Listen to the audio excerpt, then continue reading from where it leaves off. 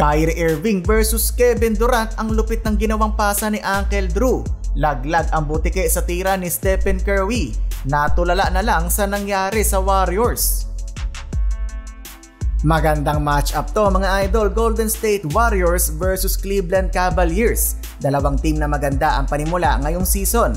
Ang Dub Nation may 7 wins, isa pa lang ang talo, habang ang Cavs historic 9 straight win, undefeated. Opening quarter, maingay kaagad ang home crowd matapos ng 10-2 start ng Cavaliers. Garland with the alley-oop play, sinundan pa ng 3-pointer. Maalat ang shooting ng GSW, umabot pa ng 20-2 ang run ng home team. Pero nabasag ni Wiggins ang scoring drought ng GSW with the 5 straight points. Darius Garland paubos na lang ang oras, nakahanap pa na magandang pasa. Bumawi naman si Stephen Curry with a step back kontra Jarrett Allen. Grabe yung init ng 3-point shooting ng Cavaliers, 7 made threes ang kanilang ginawa. Buti na nga lang para sa Dub Nation na kapagtala ng 9 na puntos si Kuminga coming off the bench. Step mga idol, tahimik pa at nagtala lamang ng 2 puntos, 39-22 end ng first quarter. Pagpasok ng second quarter, wala pa din humpay ang pagpapaulan ng tres ng Cavaliers. Kaya pala ganito kaganda ang simula ng kanilang season. Total beatdown ang ginawa ng Cleveland sa Warriors. Nasapalan pa si Steph mga idol, habang si Donovan Mitchell sinasayawan si Podziemski, sabay bibiglain ang step back. Umabot na ng 40 ang kalamangan ng home team.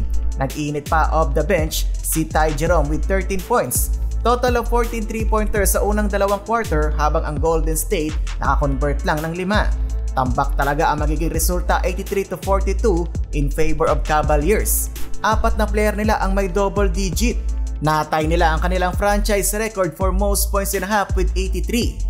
Third quarter mga idol, patuloy ang pagdomina ng Cleveland laban sa Golden State. 4-minute mark, pinagsasayawan pa ni Garland ang depensa ni Buddy Hield.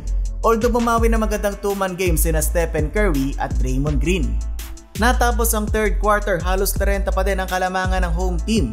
Starting 5 ng Cleveland, lahat double digit scoring. Final frame, pumapalag-palag pa ang Warriors down ng halos 40, na ibaba nila sa 20 na lang ang kalamangan. Pero alam mong sumuko na si Steve Kerr dahil hindi na pinasok si Stephen Curry. Garland leading the team with 24 points, Mobley with 23 at Spida Mitchell with 12 points.